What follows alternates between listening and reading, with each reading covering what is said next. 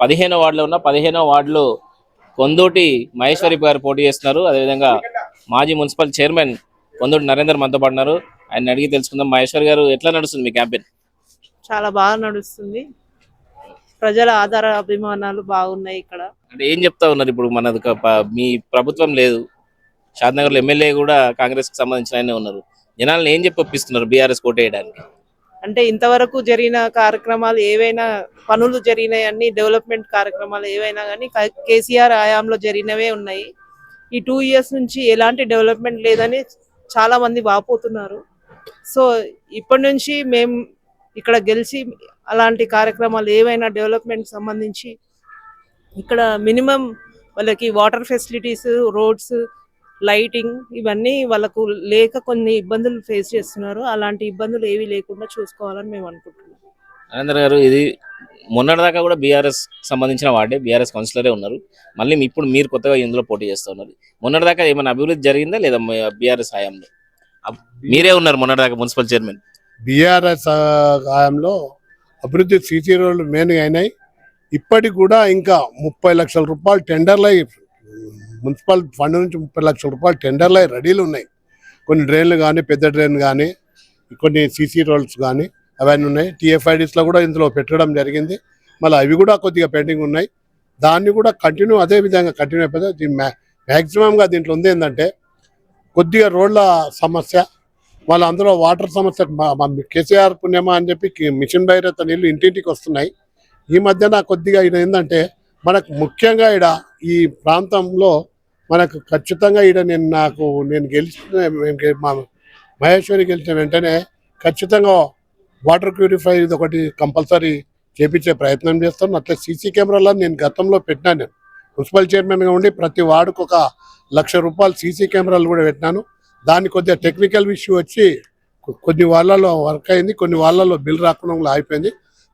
దాన్ని కూడా కంపల్సరీ కూడా నేను ఈ సీసీ కెమెరాల వ్యవహారంలో కూడా, ఎందుకంటే ఇక్కడ ఉన్న ప్రాంత 15వ వార్డు ప్రాంతం అందరూ కూడా చాలా అభిమానించే వ్యక్తులు, చాలా పాత కాలనీ కనుక నేను గతంలో సర్పంచ్ చేసినప్పుడు కూడా నాకు ఎంతో ఆప్యాయతగా ఓట్లేసి నన్ను ముందుకు సర్పంచ్గా గెలిపించిన వ్యక్తులు వీళ్ళంతా సగం మంది మున్సిపాలిటీలో పనిచేసిన చైర్మన్గా, సర్పంచ్గా ఎంత డెవలప్మెంట్ చేసినా అందరి ప్రజలకు ఇక్కడ ఎరక.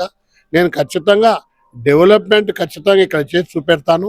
డెవలప్మెంట్ కోరుకుంటే నాకు ఓటేసి ఖచ్చితంగా ఈ ప్రజలు గెలిపిస్తారని చెప్పి, ఎలాంటి అమ్ముడు పోకుండా నన్ను ప్రజలు గెలిపించి మళ్ళీ ఈ ప్రాంతాన్ని డెవలప్మెంట్ చేయించుకునే ప్రయత్నం ప్రజలకు ఇంట్రెస్ట్ బాగుంది. నేను ఖచ్చితంగా ఈ ప్రాంతాన్ని నేను గుర్తుండిపోయే ప్రాంతంగా ఖచ్చితంగా చేస్తా. ఇంతకుముందు గతంలో ఉన్న వాళ్ళల్లో కూడా ఇంతకుముందు 20వ వార్డు కానీ 28వ వార్డు కూడా ప్రతి గల్లీ కూడా సీసీ రోడ్లు చేయడం జరిగింది.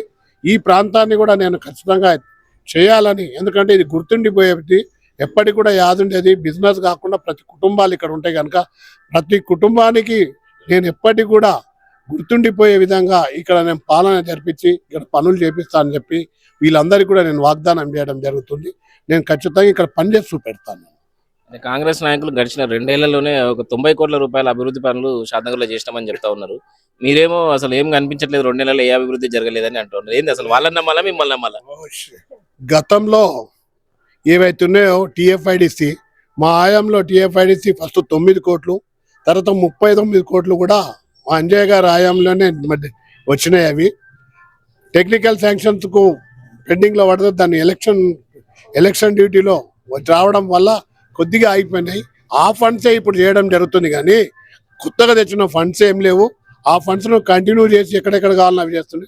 అంజన గారు తిప్పలబడి ఆ ఫండ్స్ను తీసుకొచ్చి ఇప్పుడు 46 కోట్ల ఫండ్స్ ఇప్పుడు జరుగుతున్నాయి కనుక వాళ్ళ ఆయంలో జరుగుతున్నాయని చెప్పి చేస్తున్నారు. కానీ యాక్చువల్గా అది ఎంతో తిప్పలబడి తెచ్చింది మా అంజన గారే.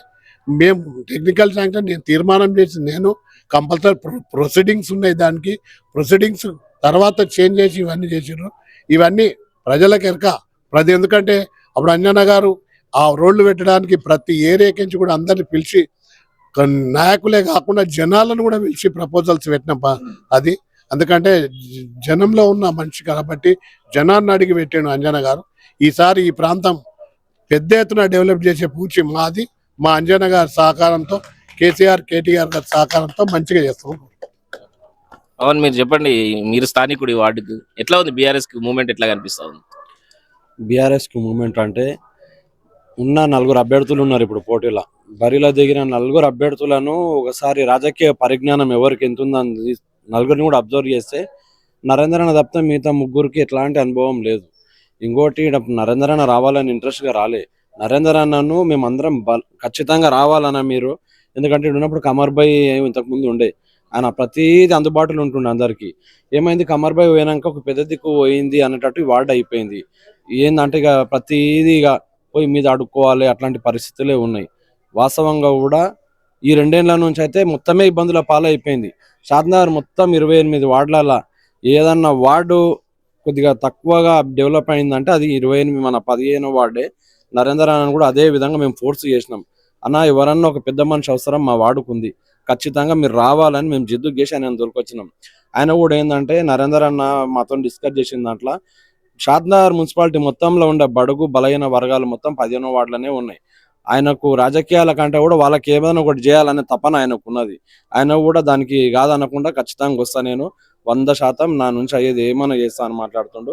మీ ఇంకో విషయం ఏంటంటే నరేంద్ర నాకు ఈ రోజు కాదు, ఇప్పుడు మనకు కోర్టు నుంచి మన గోల్డెన్ పార్క్ గేట్ వరకు ఏదైతే రోడ్డు ఉందో అది రోడ్డు పడుతుందని అసలు మేము ఎవ్వరం కూడా ఊహించలే.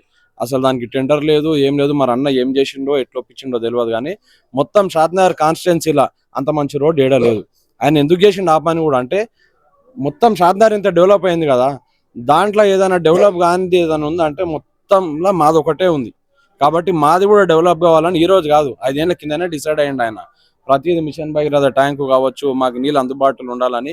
షాద్నగర్ మున్సిపాలిటీలో ఇప్పుడు మీరు ఇందాక చెప్పారు 90 కోట్లు తెచ్చినాం 100 కోట్లు తెచ్చినామని. ఇప్పటి వరకు పడ్డ రోడ్ల మొత్తం ప్రొసీడింగ్స్ తీసుకుందాము, వాళ్ళు ఏం చేసిండ్రు, అన్న చైర్మన్ అయినాక ఏం జరిగింది అనేది అన్ని తీసుకొని ప్రూఫ్లతో మాట్లాడదాము. ప్రజలు కూడా ఏం చేసిరంటే ఏదో దొంగ హామీలు 6 గ్యారెంటీలు ఇచ్చిండు, అది నమ్మి ఏదో ఆయన గద్దెక్కిచ్చారు, అన్ని ఫెయిల్ అయ్యిండు. కాబట్టి ఖచ్చితంగా స్థానిక ఎన్నికల నుంచి ఎమ్మెల్యే ఎలక్షన్ దాకా రేవంత్ రెడ్డిని ఉరికిపించే పనులునే జనాలు మొత్తం ఉన్నారు. నరేంద్ర అన్న అభిమానం చూస్తుంటే మేమే పరిశాన్ అవుతున్నాం. ప్రతి ఒక్కరు కావచ్చు, ఆడ వృద్ధులు యువకులు అందరు కూడా మీ అవసరం ఉంది, మీలాంటి వాళ్ళు పెద్దలు ఎవరు కావాలి. చూసుకుంటే బ్యాలెట్లు ఎవరు కూడా మాకేం అనిపిస్తలేదు, అనుభవజ్ఞులు మీరు ఉన్నారు కాబట్టి మీరు ప్రచారం చేయాల్సిన అవసరం కూడా లేదు, మీరు కూడా మేము మిమ్మల్ని గెలిపించుకొని వస్తామంటారు. కానీ ఇక ఎలక్షన్లో ఫార్మాలిటీస్ తప్పదు కాబట్టి అన్నను బలవంతంగా కూడా రాను పోదాం అంటే కూడా మేము వద్దంటే కూడా అన్న వస్తానే మాట్లాడుతుండు. ఆయన కూడా అదే విధంగా మేము పోతున్నాము. ఖచ్చితంగా నరేంద్ర అన్న గెలిచిన ఇంతకుముందు గతంలో 2 సార్లు చేసిండు కదా, దానికంటే కూడా ఈసారి బంపర్ మెజారిటీతో గెలుస్తుండు. ఇది 100% ఛాలెంజ్ చేస్తున్నా. మళ్ళీ రిజల్ట్ వచ్చిన రోజు మీరు రండి, ఆ రోజు కూడా ఇదే చెప్తాను. రైట్, పవన్ చెప్తున్నారు, నిజంగా నమ్మొచ్చా ఇదంతా, లేక మీ మీద అభిమానంతో చెప్తున్నాడు? మీకు జనాల రెస్పాన్స్ నిజంగా మీరు చూస్తారు కదా, ఉందా అట్లా? ఉంది, తప్పకుండా ఉంది. వాళ్ళ వాళ్ళ రెస్పాన్స్ అలానే ఉంది. జెన్యున్ గా కూడా చెప్తున్నారు. ఇంకోటి ఏంటంటే వాస్తవం కూడా తమ్ముడు చెప్పినట్లు ఈ సిసి రోడ్డు 8 ఫీట్లు ఉండాలి అని చెప్పి ఈ చౌరస్తా మినీ చౌరస్తాను చేయాలని చెప్పి ఆకాంక్ష నాది.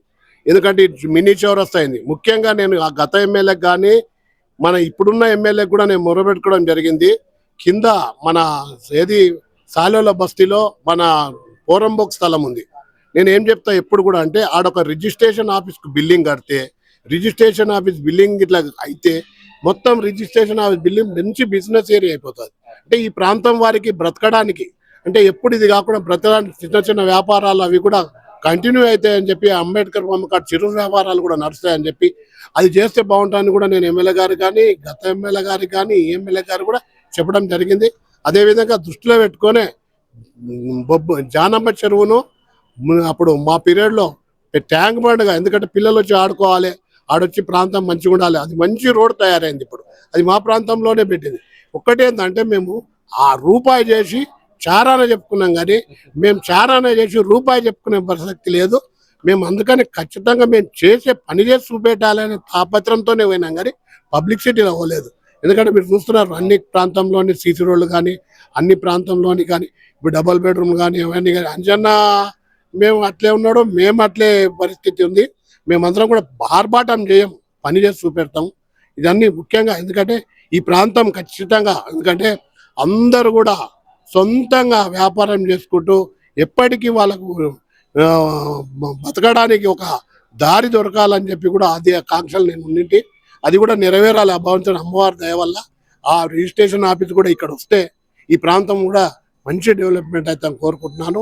ఆ అవకాశం నాకు ఇస్తే మాత్రం అందరినీ కూడా పార్టీలకు అతీతంగా వాళ్ళని కూడా ఒప్పించే ప్రయత్నం చేస్తాను నేను.